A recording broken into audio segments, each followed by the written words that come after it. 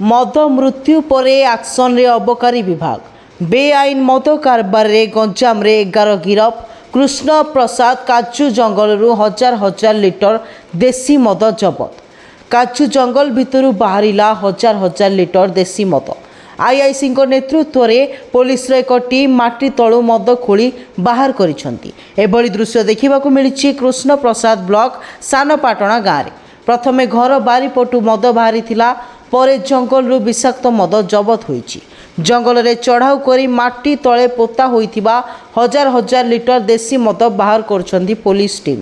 गंजाम जिले में मद मृत्यु पर सजग होईछि प्रशासन। चोरा मद कारबार को नहीं सारा राज्यर विभिन्न स्थान में चढ़ाऊ चली। एभली एक चढ़ाऊर नेतृत्व नहीं अरकुद मेराइन थाना पुलिस टीम।